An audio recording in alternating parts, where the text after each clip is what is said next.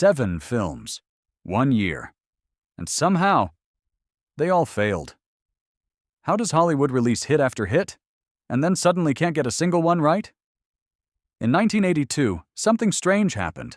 Big budgets collapsed, hyped projects disappeared, and one after another, the box office just kept rejecting them. This isn't random failure. It's a pattern. And by the end, one of these bombs won't feel like a mistake. It'll feel like a warning. Megga Force, 1982.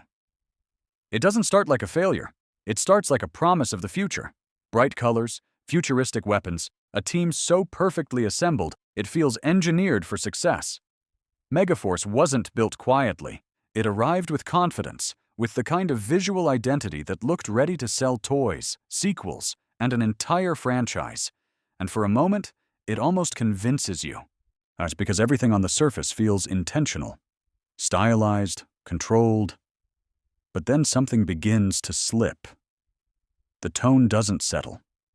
The characters don't anchor anything real. And what looked like confidence slowly reveals itself as emptiness. Audiences didn't reject it immediately. They disengaged from it. There's a difference. Because Megga Force doesn't collapse under pressure. It fades under scrutiny.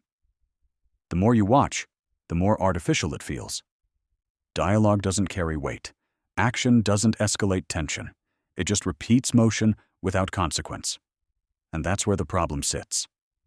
It wasn't trying to be realistic, but it also wasn't convincing as fantasy. It existed somewhere in between, where nothing fully connects. And when audiences can't connect, they don't stay. They leave quietly.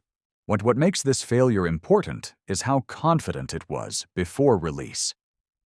The marketing leaned into spectacle, into scale, into the idea that bigger automatically means better.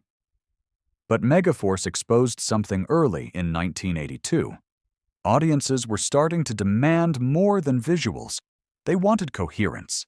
They wanted stakes. And when they didn't get it, they didn't forgive it. They ignored it. That's a different kind of failure. Not loud, not explosive, just absent. And once a film becomes invisible, recovery isn't possible, because you can't fix something people have already stopped watching. Parasite, 1982. It begins inside the body, and that's exactly where the problem starts. Parasite doesn't build fear around what you can see. It tries to build it around what you can't. Infection, invasion, something moving beneath the surface. And on paper, that should work. It should feel invasive, uncomfortable. But the execution never fully reaches that level, because instead of tension, it leans on gimmick. 3D effects, shock moments, visual tricks designed to grab attention quickly, but not hold it. And audiences felt that difference immediately. The fear wasn't building, it was being presented. And presented horror fades fast. What makes this more interesting is its timing. Released during a surge of sci-fi and horror innovation, Parasite had to compete with films that were redefining the genre, and next to those, it felt smaller. Not just in budget, but in ambition. The world it creates feels limited. The stakes feel contained. And once viewers understand the boundaries, the threat stops expanding. That's when disengagement begins. Why? Because horror relies on escalation, and Parasite plateaus early. It shows its hand too soon. What follows isn't tension, it's repetition. The same ideas, the same patterns, the same attempts to recreate impact that never quite lands the same way twice. And when repetition replaces progression, audiences check out. Quietly, completely. What could have been a slow-burn psychological experience becomes something flatter, more predictable. And in a year already filled with stronger, more memorable releases, predictability wasn't enough. Parasite didn't fail because it was unwatchable. It failed because it was forgettable. And in a crowded cinematic landscape, being forgettable is one of the fastest ways to disappear. The Pirate Movie, 1982. It looks playful, almost self-aware. A musical that doesn't take itself seriously. A story that leans into exaggeration, parody, and stylized romance. The pirate movie feels like it understands the genre it's playing with. And that's where the confusion begins. Because understanding a genre isn't the same as controlling it. The film moves between tones without settling into one. Comedy shifts into sincerity. Parody blends into romance. And instead of creating something layered, it creates something unstable. Audiences don't know how to read it. Should they laugh? Should they invest emotionally? The film never answers that, and that uncertainty becomes distance, because viewers can follow complexity, but they need direction. The pirate movie doesn't guide, it drifts. Songs interrupt rather than elevate. Humor lands inconsistently, and the narrative never builds momentum. It resets, again and again. But that reset becomes the problem, because without progression, there's no payoff, and without payoff, there's no reason to stay engaged. What makes this failure more revealing is how confident the concept was. Musicals had worked before. Parody had worked before. Romance had always worked. But combining them requires precision. And here, precision is missing. Instead of blending, the elements compete. And when elements compete, none of them win. The result isn't a bold experiment. It's a fragmented experience, one that feels longer than it is, flatter than it should be, and less impactful than it promised. Audiences didn't reject the idea, they rejected the execution. And that distinction matters, because it shows that even familiar formulas can fail if they lose control of their own tone. Firefox, 1982. It looks like Control, until you realize everything depends on a single thought. Firefox isn't built around action, it's built around tension that never fully releases. A high-tech jet, a mission deep inside enemy territory, and a system that only responds to the pilot's mind. On paper, it feels precise, innovative, almost ahead of its time, but that precision becomes the problem, because instead of escalation, the film leans into restraint.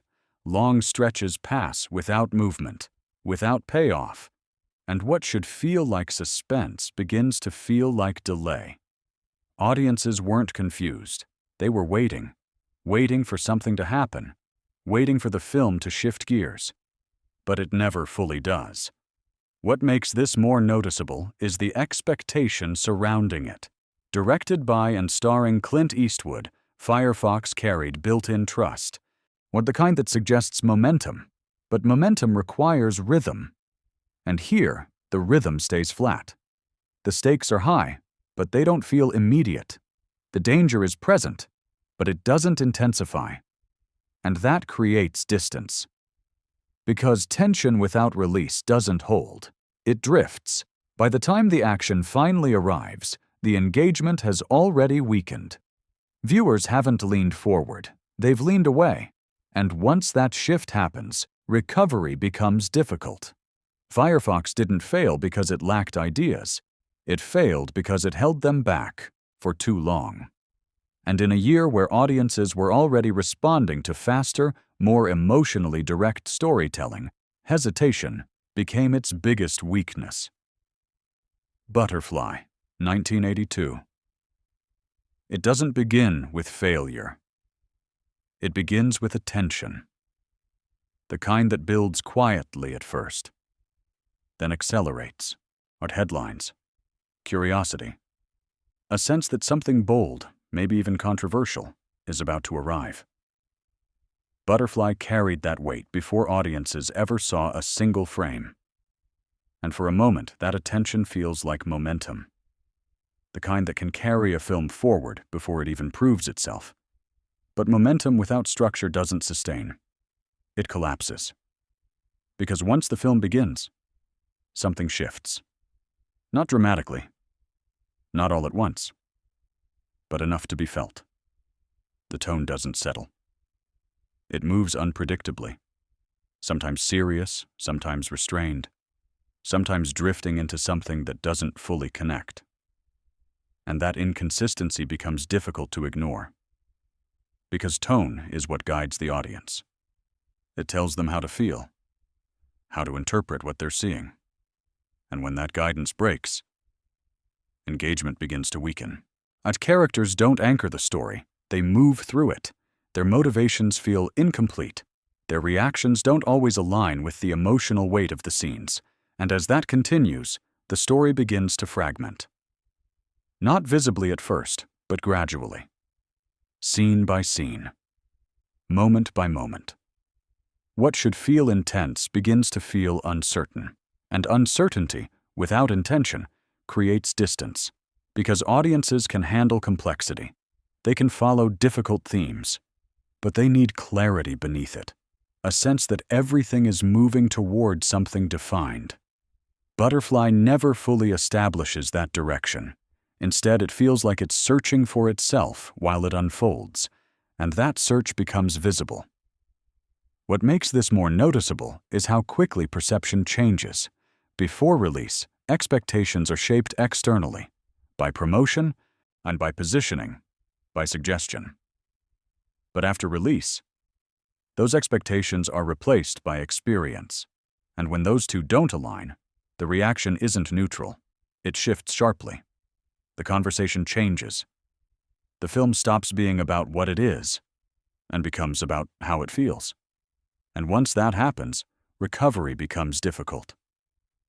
Because the narrative around the film begins to take over. Not the story on screen, but the story being told about it. Word spreads. Reactions solidify. And the identity of the film becomes tied to its reception. Butterfly didn't just struggle commercially. It struggled to define itself clearly enough for audiences to stay with it. And in a year where attention was already divided, that lack of identity made it easy to leave behind. Jekyll and Hyde. Together Again. 1982. It starts with something familiar, and then immediately disrupts it. A concept audiences already understand, a story that has existed in multiple forms, structure, identity, conflict, all of it already established. And that familiarity creates expectation, because when something recognizable appears, audiences prepare for variation, not abandonment. But this film doesn't reinterpret the original idea. It dismantles it. Jekyll and Hyde, Together Again, replaces tension with exaggeration. It trades psychological conflict for absurdity, and instead of reshaping the core concept, it removes it entirely. What remains isn't a transformation, it's a distortion. And that distortion never stabilizes into something consistent, because parody depends on connection. It requires the audience to recognize what's being changed, to understand the original structure well enough to appreciate the deviation. But here, that connection feels weak. The changes don't build on the source, they drift away from it. And once that link breaks, the humor loses its foundation. Without that foundation, timing begins to fail. Scenes escalate, but not with purpose. Jokes appear, but without build-up. The rhythm that comedy depends on, setup, progression, payoff, never fully forms, and when rhythm breaks, the experience becomes uneven. That unevenness creates hesitation. Because audiences don't disengage immediately. They wait. They look for adjustment, for correction, for a moment where everything begins to align. But that moment never arrives. The film continues forward without recalibrating its tone, and that persistence becomes part of the problem. Because instead of evolving, it repeats its imbalance. What makes this more noticeable is how quickly it becomes clear. There's no gradual realization, no slow shift in perception. The tone feels off almost immediately, and once that recognition sets in, trust begins to fade. Because films rely on trust early, they ask the audience to commit, to follow the structure being presented, and when that structure feels unstable, that commitment weakens, not suddenly, but steadily. Jekyll and Hyde. Together Again never rebuilds that trust. It moves forward as if the foundation is intact, even when it isn't. And that disconnect becomes defining. What could have been a clever reinterpretation becomes something harder to classify, not bold enough to feel intentional, not structured enough to feel controlled. Just misaligned. And in a year filled with stronger, us more focused films, misalignment doesn't hold attention. It loses it. The Thing, 1982. It should have worked. Everything about it suggests success. The direction is controlled. The concept is precise. The environment is isolated in a way that naturally builds tension. And from the very beginning, something feels wrong. Not loudly, not obviously, but beneath the surface. That's where The Thing operates. Not through spectacle, but through uncertainty. Because the threat isn't visible in a traditional sense. It doesn't chase. It doesn't announce itself. It hides. It imitates. And that changes the structure entirely. The question is no longer how to survive, but who can be trusted. And that question never settles. The film doesn't provide quick answers. It allows suspicion to expand. It lets tension build slowly, deliberately. Us conversations feel controlled. Reactions feel measured. And beneath all of it, there's a constant awareness that something is already inside the group. That kind of tension requires patience. But at the time, patience wasn't what audiences were expecting, because expectations matter, especially in specific moments in film history. And in 1982, audiences were leaning towards something different. Lighter tones, clear resolutions, experiences that resolved rather than lingered. The Thing does the opposite. It withholds clarity, it removes certainty, and it replaces resolution with ambiguity. That creates discomfort. Not because the film fails, but because it refuses to behave in familiar ways. The cold atmosphere, the emotional distance, the lack of reassurance. And all of it works together to create something controlled, but isolating. And isolation doesn't always attract immediate appreciation. It creates separation. That separation showed in its initial reception. The film struggled commercially. Not because it lacked quality, but because it arrived in the wrong context. Competing against more accessible films, its tone felt heavy. Its pacing felt deliberate. Its ending felt unresolved. But unlike the others, this story doesn't end there. Because perception changes over time. Distance allows re-evaluation. And what once felt slow begins to feel precise. What once felt cold begins to feel intentional. The same elements that pushed audiences away begin to reveal their purpose, and that shift is important because it shows that not all failures are permanent. Some films disappear, others wait. And when they return, they don't just recover, they redefine themselves. The Thing didn't change, the audience did. And in that shift, the film found its place, not as a failure, but as something far more enduring. 7 films, 1 year, and a pattern that doesn't feel accidental. Because when failure repeats this precisely, it stops being coincidence and starts becoming a warning. Which one surprised you the most?